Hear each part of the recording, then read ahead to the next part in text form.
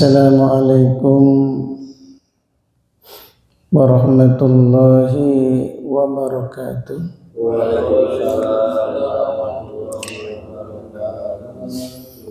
Nahmaduhu wa nusalli wa nusallimu ala rasulihil karim. Allahumma la ilma lana illa ma 'allamtana innaka anta 'alamul ghuyub. Rabbi shrah li sadri wa yassir li amri wahlul 'uqdatam min lisani yafqahu qawli. Jamaah salat subuh yang sama-sama dirahmati oleh Allah Subhanahu wa taala. Seperti biasa, sejenak kita mendengarkan beberapa hadis dari baginda Nabi Muhammad sallallahu alaihi wasallam, pentingnya memperbanyak istighfar, mohon ampun kepada Allah Subhanahu wa taala. Karena di antara keutamaan orang yang memperbanyak istighfar, warazaqahu min haitsu la yahtasib, akan dikasih rezeki dari arah yang tidak disangka-sangka.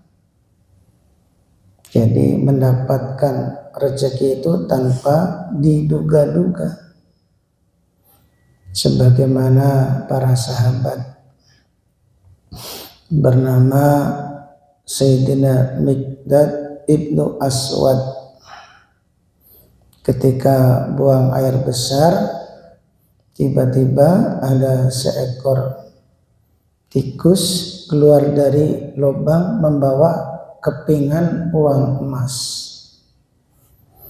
Jadi Allah kuasa ya, dari binatang yang disunahkan untuk dibunuh. Jadi kalau Allah SWT ingin memberikan rezeki seseorang tanpa diduga-duga, dari binatang pun yang sunnah untuk dibunuh seperti tikus itu keluar dari lubangnya membawa kepingan uang emas. Langsung kepingan uang emas itu diletakkan di depannya sahabat bernama Sayyidina Miqdad ibnu Aswad. Kalau dulu kan buang hajat, buang air besar itu kan di pekarangan ya, di padang pasir, tinggal di keruk, terus sudah itu ditutup lagi. Jadi kalau mau BAB zaman dulu tuh ya ngeruk dulu, setelah ngeruk baru ditutup lagi. Sehingga zaman itu ya tikus keluar dari lubang tuh ya selalu ada gitu. Maka tikus yang keluar dari lubang ini berkali-kali membawa kepingan uang emas diletakkan di hadapan Sayyidina Miqdad ibnu Aswad radhiyallahu anhu. Terakhir tikus ini membawa sama kantong-kantongnya, bukan bawa bijian lagi, sekalian membawa kantongnya. Jadi tikus pun bisa membawa uang satu kantong, diletakkan kepada siapa? Kepada sahabat bernama Sayyidina Miqdad ibnu Aswad radhiyallahu anhu.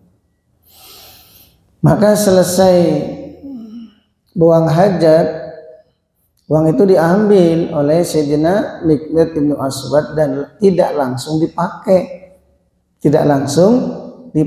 dilaporkan dulu kepada baginda Nabi Muhammad sallallahu alaihi wasallam. Kalau kita kira-kira bagaimana? Ya, lagi tidur, tahu-tahu ada tikus keluar dari lubang membawa kepingan emas.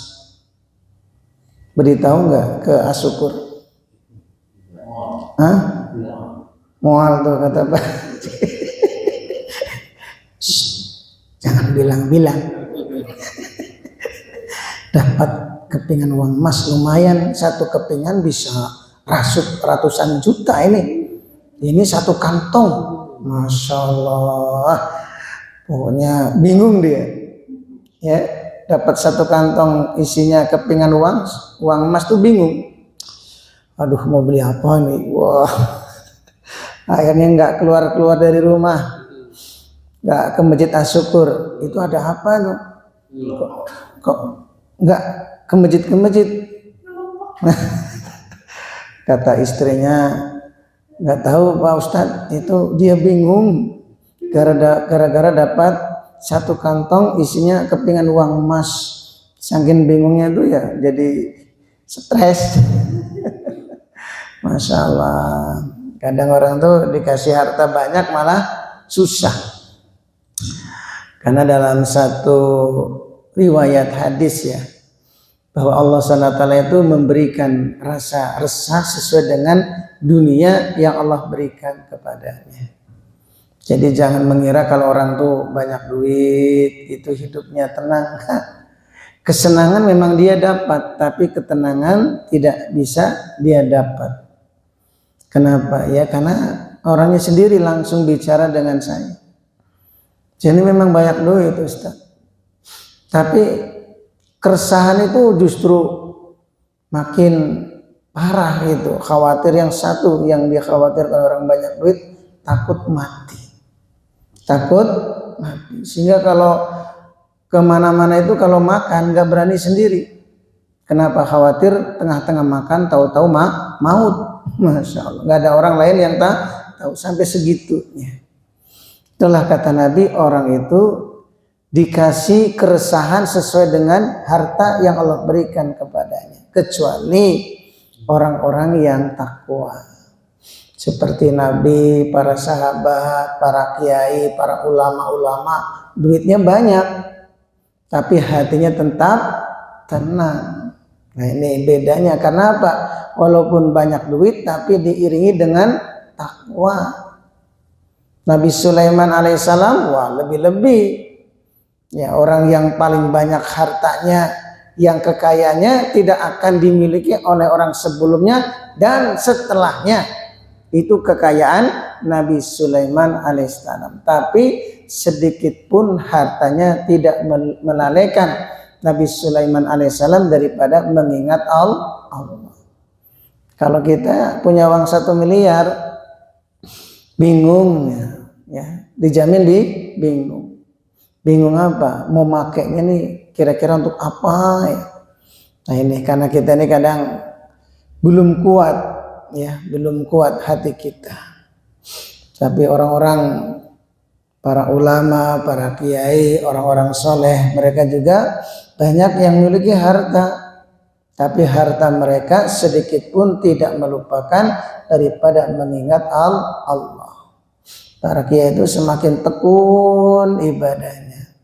Orang-orang yang kuat, apalagi sahabat seperti Sayyidina Miqdad ibnu Aswad. Dapat uang 1 kantong isinya kepingan uang emas, ini nggak langsung dipakai. Dilaporkan dulu kepada baginda Nabi Muhammad sallallahu alaihi wasallam, ya Rasulullah, aku ini mendapat uang 1 kantong isinya uang kepingan uang emas nih. Ya, ketika aku buang hajat, tiba-tiba ada seekor tikus yang keluar dari lubang membawa kepingan uang emas. Terakhir sama kantong-kantongnya. Apa kata Nabi? Itu adalah rezeki yang halal buat kamu. Masya Allah. Jadi Allah berkuasa. Dalam hadis ini kan diceritakan, ini bukan sekedar dongeng. Ya, kalau tikus saja Allah gerakan hatinya untuk mengambil kepingan uang emas dari lubang, diberikan kepada seorang sahabat, orang yang dicintai oleh Allah bernama Sayyidina Miqdad ibnu Aswad, apalagi hati manusia yang semuanya dalam genggaman Allah, dalam kekuasaan Allah. Allah gerakan, dik, dirubah aja sedikit, tiba-tiba orang itu akan mengeluarkan uang dari mana? Dari sakunya atau dari banknya, transfer, tit, nah, sudah ditransfer Pak. Berapa? Dikit cuma 10 juta. Masya Allah, dikit cuma 10 juta. Masya Allah. Jadi kita harus tahu bahwa Allah SWT penguasa dunia, penguasa alam semesta. Seluruh makhluk-makhluknya Allah itu dalam kekuasaannya, dan setiap hati-hati makhluk baik itu hewan ataupun manusia dalam kekuasaannya. Maka kita ini sebagai seorang hamba, perbaikilah hubungan kita ini dengan Allah.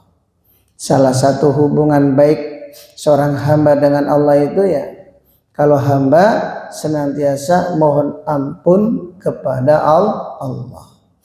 Maka begitu pentingnya orang itu memperbanyak istighfar, sampai Nabi pun telah mencontohkan kepada umatnya, Nabi yang maksum terbebas dari dosa, itu beliau selalu menyempatkan istighfar dalam sehari semalam 70 kali. Dalam riwayat yang lain 100 kali. Karena ya dengan istighfar itu dosa-dosa kita akan diampuni oleh Allah. Kalau dalam Al-Quran bukan hanya orang itu akan dimudahkan rezekinya, orang yang memperbanyak istighfar, kata Allah dalam Al-Quran, wa yazidkum quwwatan illa quwwatikum, akan diberi kekuatan oleh Allah. Orang itu malas, ya, bawahnya itu malas, kurang gairah, kerja kurang semangat, ibadah kurang semangat, dengan istri letoy, mudah kelepek. Ini diantaranya kurang istighfar. Kan ini nas Al-Quran, orang yang memperbanyak istighfar, kata Allah, wa yazidkum quwwatan ila quwwatikum, akan ditambah kekuatan oleh Allah. Ya, kalau orang mendapatkan kekuatan dengan lewat istighfar, Allah jadi maha adil. Betul. Kalau orang kuat harus punya obat kuat, ya berarti orang-orang yang punya duit dong yang bisa kuat. Betul. Wah, kalau yang nggak punya duit berarti nggak bisa kuat. Nah, kekuatan itu bisa didapatkan yaitu dengan salah satunya memperbanyak istighfar kepada Allah. Siapapun orangnya, baik itu orang kaya, orang miskin, pejabat rakyat, kalau dia memperbanyak istighfar, kata Allah Subhanahu wa taala, wa yazidkum quwwatan ila quwwatikum, akan ditambah kekuatan oleh Allah Subhanahu wa taala. Maka jangan sekali-kali kita ini bermaksiat. Justru kalau maksiat itu mengurangi kekuatan yang ada pada badan kita. Ada seorang pasien ini datang kepada Dokter Ainul yang ada di Kampung Temboro, Jawa Timur. Itu ada dokter namanya Dokter Ainul, Dokter Ainul Hadi. Punya pasien itu punya keluhan, otongnya nggak bisa hidup, ya, rudalnya nggak bisa hidup. Maka dikasihlah obat herbal. Setelah dikasih obat herbal, nggak sembuh-sembuh, masih ngaplek. Akhirnya datang berkali-kali, bingung nih dikasih apa ya. Udah dikasih obat herbal kok ngaplek terus, ya. Kemudian terakhir Dokter Endul itu mengatakan, Bapak di rumah punya televisi? Punya. Coba Bapak sementara ya kalau bisa berhenti dari nonton televisi. Maka betul dia praktekkan, tidak nonton televisi, langsung beberapa hari kemudian itu barangnya hidup kembali. Masya Allah. Jadi meninggalkan maksiat, ya walaupun itu kan televisi, melihat gambar kan. Gambar itu ya namanya di televisi itu kan, walaupun nonton berita, pembawa beritanya itu kan laki atau awewe? Hah? Ada nggak pembawa berita itu yang awewe pakai kerudung? Apalagi pakai cadar? Nggak ada. Jangankan Indonesia, di negeri Mesir sekalipun pembawa berita itu mesti awewe yang tidak pakai tutup aurat. Nah, ketika seseorang melihat, walaupun itu digambar, tetap mendapat dosa. Bahkan kata ulama, dosa melihat wanita yang ada di gambar atau ada yang dipoto itu lebih besar daripada melihat aslinya. Coba, ini sebagian ulama berpendapat seperti itu, bahwa melihat wanita yang bukan mahram yang ada di gambar atau dipoto itu lebih besar dosanya daripada melihat aslinya. Kenapa? Alasannya kalau orang itu melihat wanita yang bukan mahramnya, melihat aslinya itu berani nggak dia menatap? Kalau aslinya, Pak Firman, berani nggak? Ada wanita cantik lewat di Cicahem, kemudian ditatap wajahnya, berani nggak? Pak Nanang, berani? Nah, nggak akan berani. Kenapa nggak berani? Takut dikapruk, takut ditempeleng. Jadi orang itu kalau melihat langsung ada wanita lewat, tahu-tahu dipelong. Oh, cantik ya. Ya tentu kita akan dikapruk, akan ditempeleng. Kurang ajar nih orang, ya melongin saya, malah melihatin saya. Tapi kalau melihat di gambar, orang itu tidak ada rasa sedikit pun akan ditempeleng. Maka ya melihat itu ya dengan dinikmati. Itulah alasan ulama yang melihat di gambar itu dosanya lebih besar. Karena sedikit pun di hatinya itu tidak ada rasa takut. Yang ada tuh, cantik banget, luar biasa ini. Andaikan kan jadi berandai-andai. Andaikan ini istriku, wah alangkah bahagianya saya. Masya Allah. Nah ini satu contoh ya. Seorang pasiennya Dr. Ainul, ya cuma meninggalkan dari nonton televisi aja, yang tadinya barangnya nggak hidup jadi hidup. Jadi syariat agama ini, Masya Allah, kalau betul-betul diamalkan, itu memang akan mendatangkan kebahagiaan baik di dunia maupun di akhirat. Ini satu contoh ya. Jadi dengan orang itu memperbanyak istighfar, ya tidak punya dosa, ini rizkinya akan dimudahkan oleh Allah dan badannya akan menjadi kuat. Maka disinilah dalam sebuah hadis baginda Nabi Muhammad sallallahu alaihi wasallam, beliau bersabda, "Man najimal istighfar," barang siapa selalu meluangkan waktu untuk istighfar.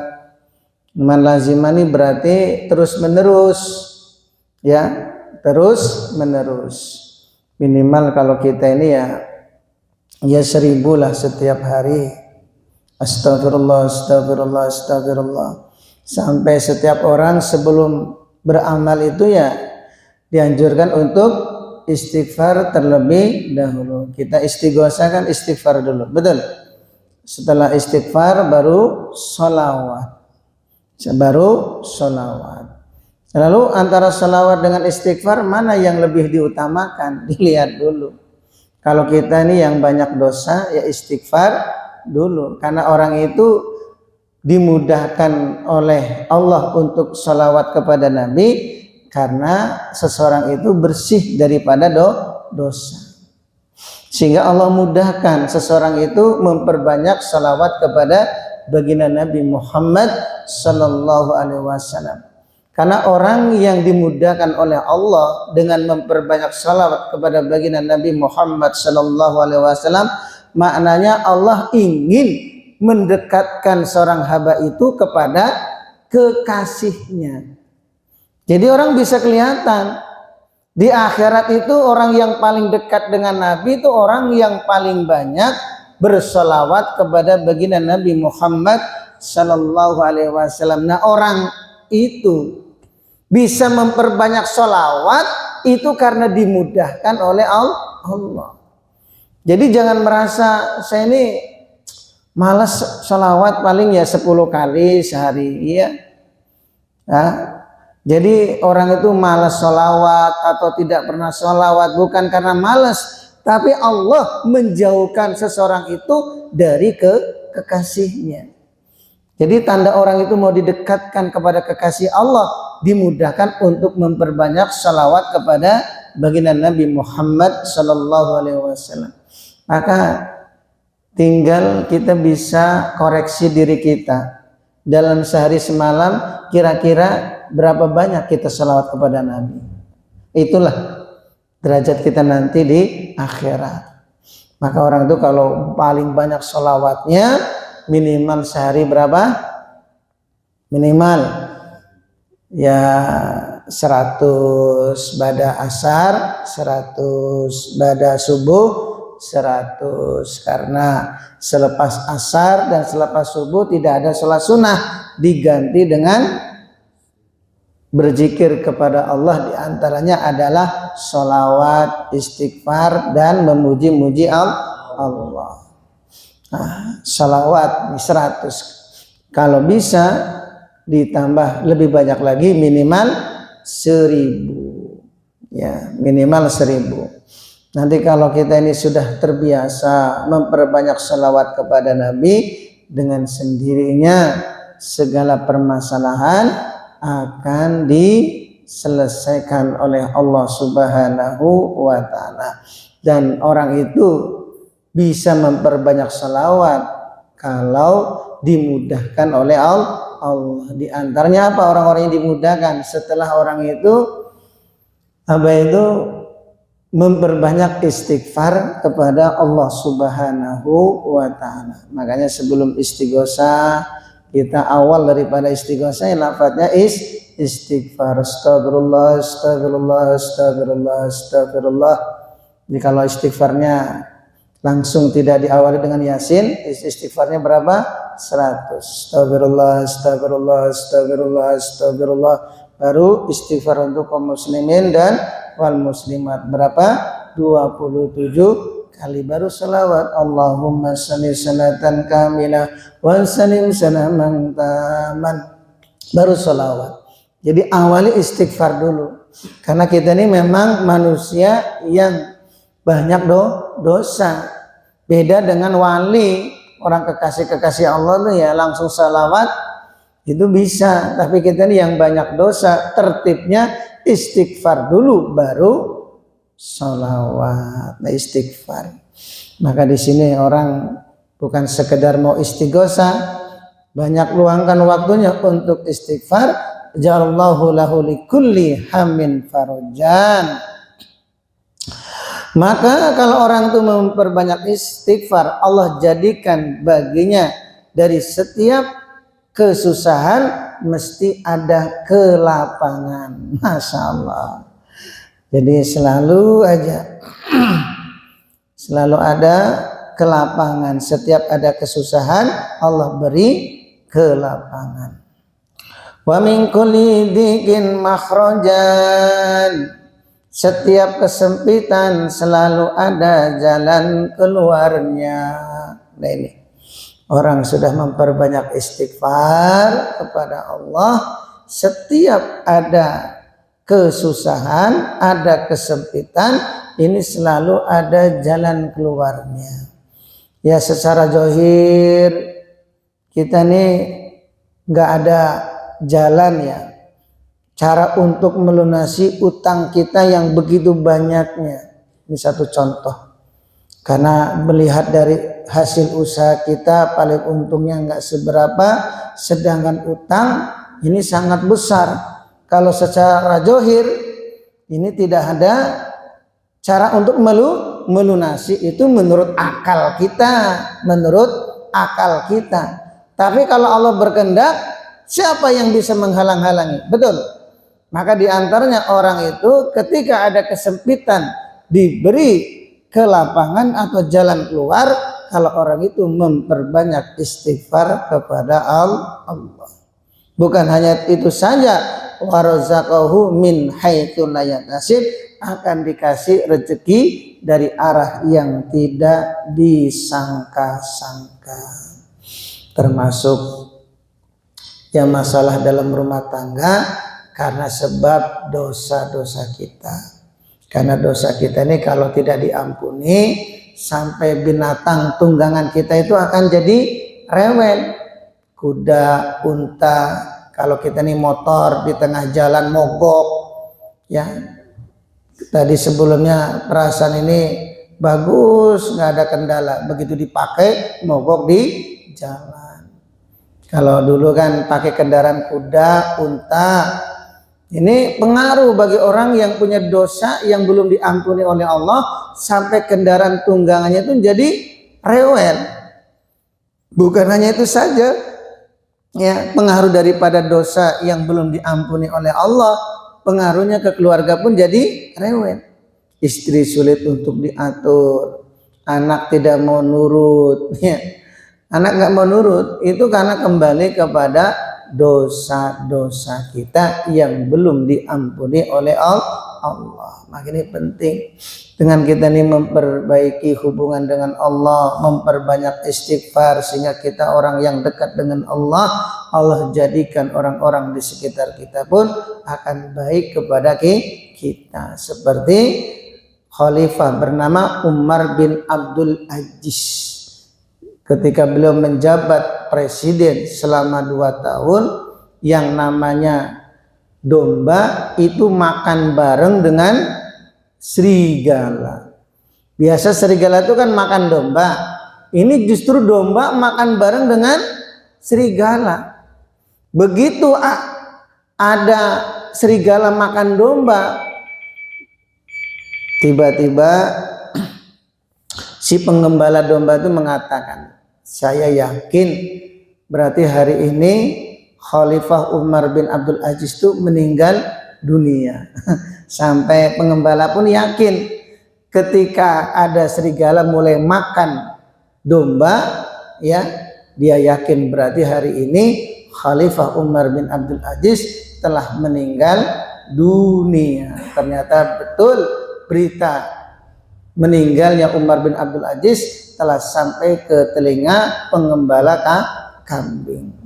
Ya, orang tuh saking baik hubungan dengan Allah, sampai sekitarnya itu loh jadi baik. Nah, kita ini kan keluarga kita yang paling utama, sekitar keluarga kita itu akan menjadi baik kalau kita ini hubungan dengan Allah baik. Di antaranya untuk berbagi hubungan kita dengan Allah, perbanyaklah istighfar. Rezekinya akan Allah mudahkan, keluarga pun akan menjadi taat, kendaraan yang kita pakai ini enggak jadi masalah. Yang khawatir itu di tengah-tengah jalan mobil atau motor tahu-tahu mau mogok, itu kan salah satu yang menyusahkan, betul nggak? Kalau mogoknya sebelum berangkat kan enak, bisa ganti kendaraan yang lain atau pinjam. Ini kalau mogoknya di tengah-tengah jalan, apalagi ya nggak jauh dari bengkel, coba pernah ngalamin nggak? Pernah ngalamin? Ya, ban bocor kena paku pas di mana? Pas di tengah jalan jauh dari tambal ban, capek nggak dorongnya? Capek. Itu kadang dosa yang belum diampuni oleh Allah. Allah beri kesusahan tanpa kita sadari. Nah, susahnya kita itu loh jalan kaki mencari tukang tambal ban, sebab susah itu dosa-dosa kita diampuni oleh Allah. Ya, cara Allah tuh untuk mengampuni dosa itu ya disusahkan. Disusahkan dengan cara apa? Bannya bledos, bannya bledos. Karena orang beriman itu memang kata Nabi, ajaban li amril mu'min inna amrahu lahu khair. Sungguh mengherankan bagi orang beriman, setiap apa saja yang menimpa kepadanya menjadikan kebaikan. Dikasih sakit kifarat dosa, ya, disusahkan kifarat dosa.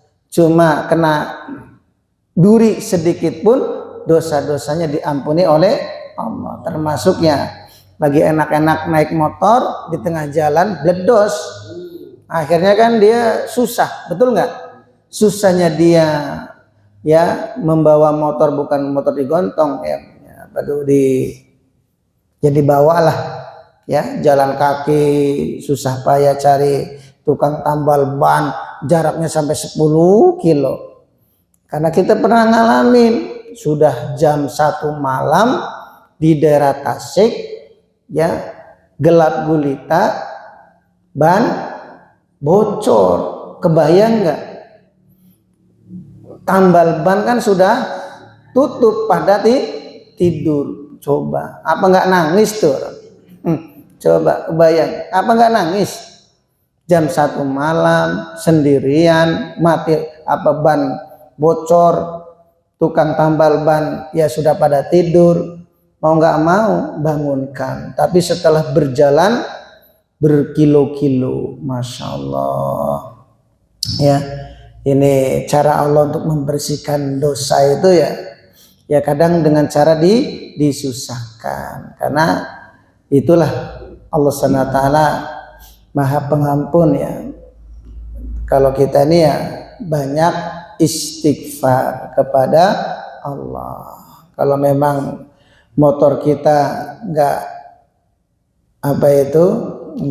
bocor di tengah jalan ya, paling tidak kita ini tetap memperbanyak istighfar. Karena kesusahan ini bukan hanya kendaraan, termasuk ya anak itu jadi susah diatur, itu karena pengaruh daripada dosa-dosa kita.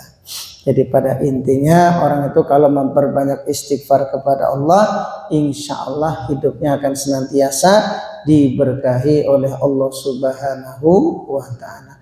Rizkinya akan dimudahkan, badannya akan kuat, terus keluarganya akan diperbaiki oleh Allah Subhanahu wa Ta'ala. Bukan hanya itu saja, Nabi mengatakan tuba liman wajada fi sahifatihi istighfaron katsiran.